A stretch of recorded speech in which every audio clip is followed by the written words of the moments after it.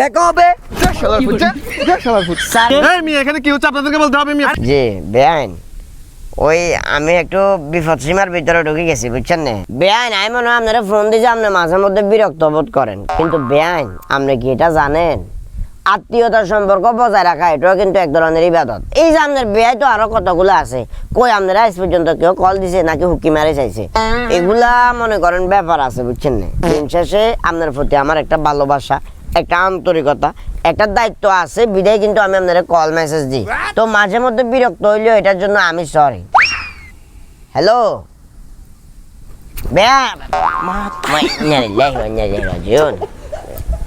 কি অবস্থা স্যার, ভালো আছেন না আপনি? আচ্ছা কেমন আছেন? আসি ভালো আছে স্যার, আপনি আমার একটা মিনিট সময় দেন। জি বেআইন, ওই আমি একটু বিপদ সীমার ভিতরে ঢুকে গেছি বুঝছেন না। যদি সম্ভব হয় আমি একটা দোয়া পড়বো, আপনি আমার লগে দোয়াটা পড়েন।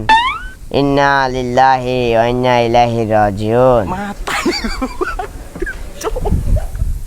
স্যার আপনি হঠাৎ করে কন্ডাদন চলিয়ে এলেন, আমি তো কিছু বুঝি। আজকে আর মুখে কোনো কথা হবে না।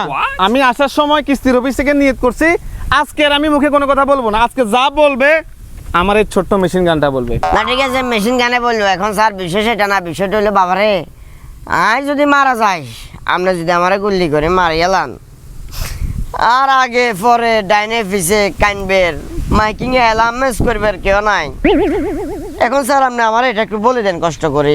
আমি তো ইমোশন হয়ে গেলাম, আমি একদম ইমোশন হয়ে গেলাম। তবে আপনি যদি আজকে কোনো ক্ষয়ক্ষতি হয়, আমি একটা আত্মা কিতে তুমি তো কি আস্তে আস্তে টিপ খাই চলে মেলো লে তুই আলা বেল গাল বাত তুললে তুই মানুষ তিন ও তোর আব্বানি তুই মানুষ তিন দাঁড়া আর কি তোর আব্বা যেহেতু, তাহলে তুই কিস্তি টিয়া দিদে দিদে, তুই কিস্তি টিয়া কি তিটিয়া বলতে তোর আব্বার কাছে কিস্তি টিয়া আমুয়াডা আনে কি তিটিয়া লানে আলা বেল গাল আইয়া তালে মালি এলান তুমি তো নাই। আচ্ছা আব্বা দানা দা দেখো বুদ্ধিকে তেনে আলাইতে তুলে দামু তুলে মাথাটা তে বিছনা তলে লাই দেই ঠিক আছে আব্বা দেখা হবে। স্যার আপনি একটা জিনিস খেয়াল করছেন না, এমন একটা হল আমি জন্ম দিছি বাপের বিপদে নাই, বরং হাতে টুললে চিন্তা করেন। ওই কারণে আপনারা যে গেয়ের আপনি কি সেলিমা কথা বাচ্চা কথা যদি বস সুন্দরতি দুগাল হাতে দি মানে কি হচ্ছে? এই মি এখানে কি হচ্ছে আপনাদেরকে বলতে হবে। মি আর রাখেন মি এখানে এই কথা বাইয়ে নঙ্গে কিন্তু খরচ করে এলাম আমি। আল্লাহ সিআইডি আমরা সিআইডি অফিস থেকে আসছি। আসসালামু আলাইকুম। আপনি দিন দুপুরে এখানে অস্ত্র শস্ত্র নিয়ে কি করতেছেন? আমরা তো তালতা কোনো দিলাম। কথা বলি না। আরে এই আপনারা আমি বলি এই জিনিসটা দেন একটু, এই জিনিস মুরব্বি তাও আমরা দিছি। এই কোন না এটা দেন, কোন না এটা দেন, স্যার স্যার আপনি সরেন। এটা দেন একটু। আই আপনাকে একটু বলি, আই আপনাকে একটু বলি। রাখো। বিষয়টা হইলো হাতে পট করে এটা আনছে আনে আমার এখান থেকে ধরে আমার এতগুলো দামের মোবাইল এটা বলে নিব কই। আমরা ইনফরমেশন পাইছি দিন দুপুরে এখানে অকারেজ চলে, এই জন্য আমরা এখানে আসছি।